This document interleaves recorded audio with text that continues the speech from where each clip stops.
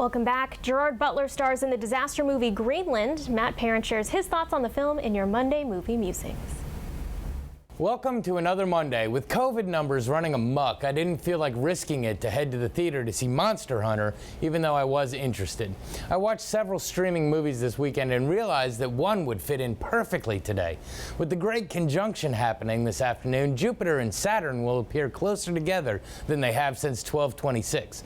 As a result, rumors have been flying around the internet, from people gaining superpowers to the Mayans being off by 8 years and today being the end of the world. So in conjunction with these theories, see what I did there?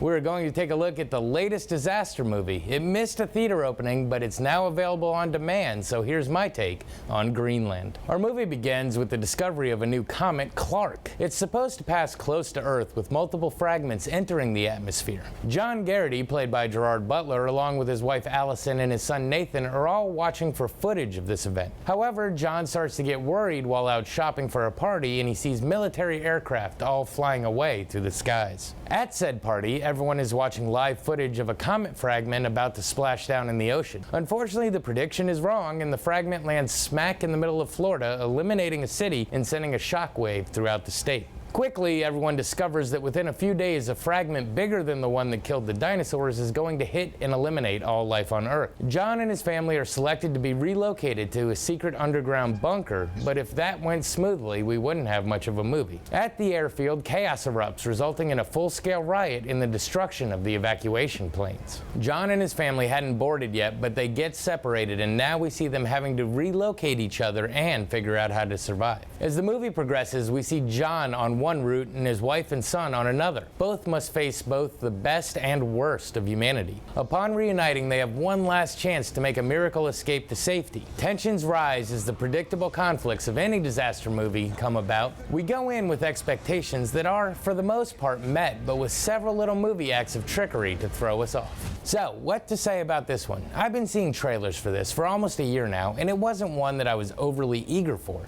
Why is that? Well, it seems if you've seen one disaster movie, you've seen them all, right?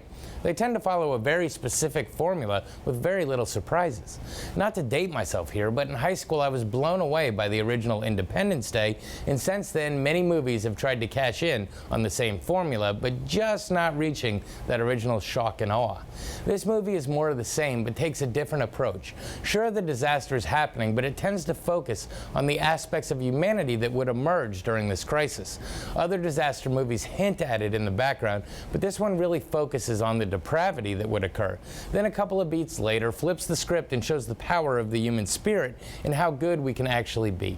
It also shows pretty accurately how groups would react, from partying until close to large church gatherings. The disaster scenes don't go over the top and try to outdo previous films of the genre, and I actually respect that restraint.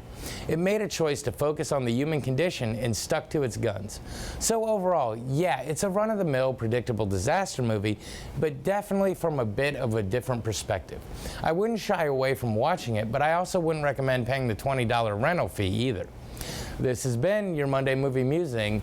Your turn again, Claire.